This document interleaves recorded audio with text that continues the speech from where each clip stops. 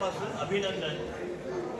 आज अर्थसंकल्पाच्या भाषणात जो काही अर्थमंत्र्यांनी उल्लेख केला त्याप्रमाणे प्राथमिक, माध्यमिक आणि उच्च माध्यमिक जे अघोषित आहे ते तरतुदीसह त्यांनी मान्य केले आणि त्यांना ते अनुदान देणार आहे।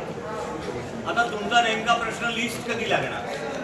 अघोषितची प्राथमिक आणि माध्यमिकची यादी जी मुंबई स्तरावर आहे किंवा ज्युनियर कॉलेजची यादी जी मुंबई स्तरावर आहे ही यादी साधारणतः येत्या कॅबिनेटमध्ये सादर करून त्याला तरतूद उपलब्ध आहे असं समजून ती यादी त्यानंतर जाहीर होणार आहे। त्यामुळे यादी जाहीर लवकरच होईल।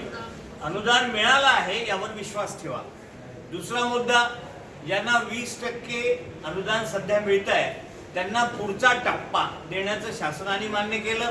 तावडे साहेबांसोबत आज जी चर्चा झाली त्यात परत सगळ्या आमदार मंत्र्यांनी प्रश्न उपस्थित केला होता। 40चा का? तावडे साहेबांनी स्पष्ट सांगितलं तो 60चाही असू शकतो, परंतु पुढचा टप्पा देखील त्यांना लवकर मिळणार। या दोन गोष्टी अतिशय महत्त्वाच्या। आणि तिसरी बाब नैसर्गिक वाढ। नैसर्गिक वाढीचे सगळे अहवाल आयुक्तांकडून बोलवण्याच्या सूचना आयुक्तांना मंत्र्यांनी दिलेल्या आहे आणि या सोबतच नैसर्गिक वाढीचा प्रश्न देखील सुटेल अशी अपेक्षा आहे। आम्ही सर्वजण त्यासाठी कटिबद्ध आहोत आणि प्रयत्न करतो आहोत।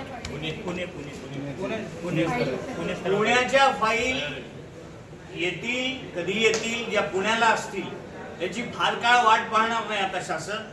आता पुढच्या कॅबिनेटमध्ये जेवढ्या मुंबईला फाईल आलेल्या आहेत त्या सगळ्यांचा निकाल होईल।